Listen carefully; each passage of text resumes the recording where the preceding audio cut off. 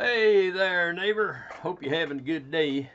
Uh, I've been hesitating whether to put something on here now, but I thought it might encourage you. Um, I didn't want you thinking, yeah, I've got oh, who is that?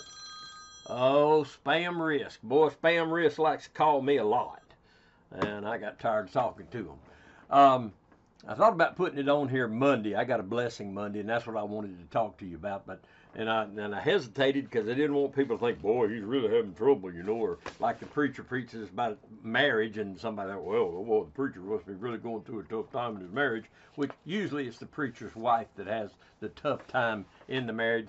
Ladies, say amen right there. But anyway, um, I was thinking about years ago, had some battles to fight at the church there at Meadow Drive, and we were gonna make some changes, and they needed to be made. And I went over early one Sunday morning. I used to go very early and get everything ready. And I was sitting at the altar. I was sitting on the platform there, and I was praying.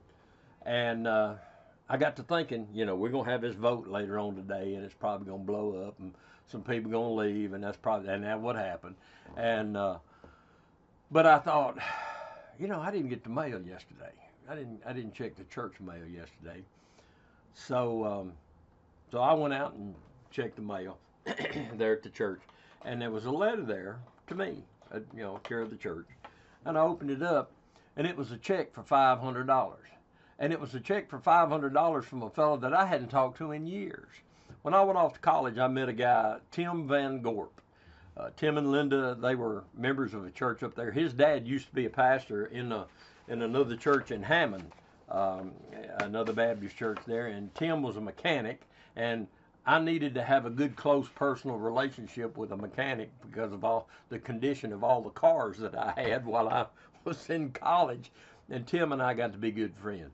And he was a real encouragement. He was a blessing. Passed away a few years ago, but just out of the blue, he sent me a check for $500, and I went back inside and I sat down there and wept.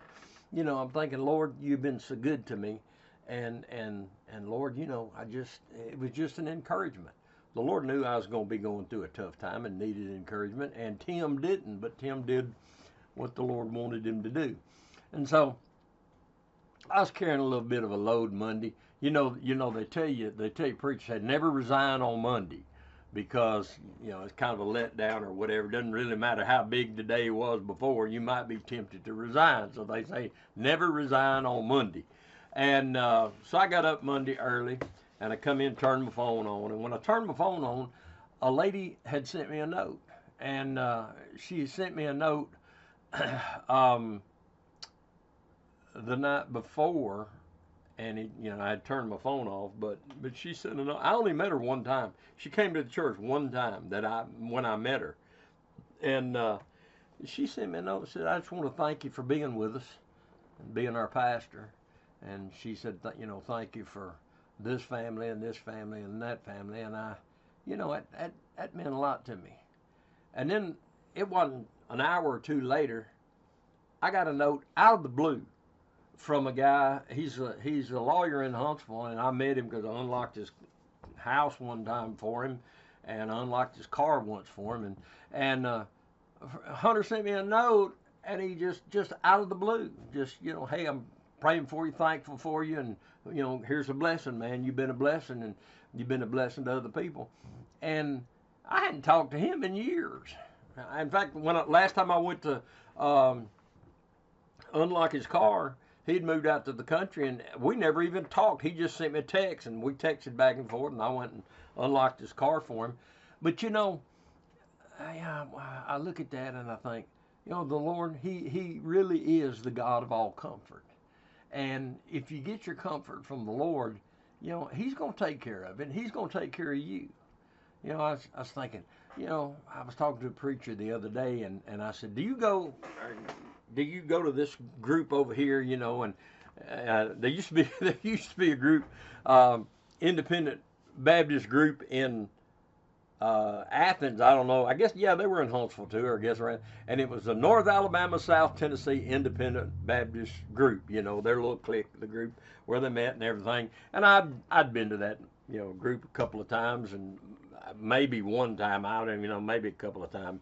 But it was North Alabama, South Tennessee Independent, nasty, and I called it the Nasty Baptist Fellowship. But I said, you go to that group?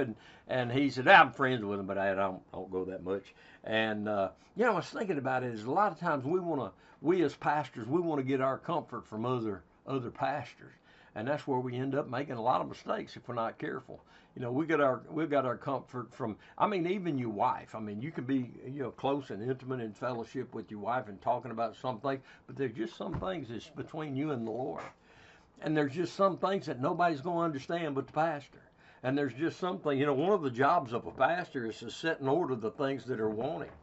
And sometimes you just have to take the bull by the horns and say, hey, we're gonna change this, or we need to do this, and here's why, and get on board, And but I was, there's nothing wrong. Everything's good. We've been having a good ministry out there and having a good time. Love the folks out there at Pleasant Mount, but just some, I see a lot of folks, before I got there, a lot of things that went on, and some folks got hurt, and ain't nothing I can do about it except, try to be there and try to help folks to heal up and come back. But we serve a good God, and He knows what we need.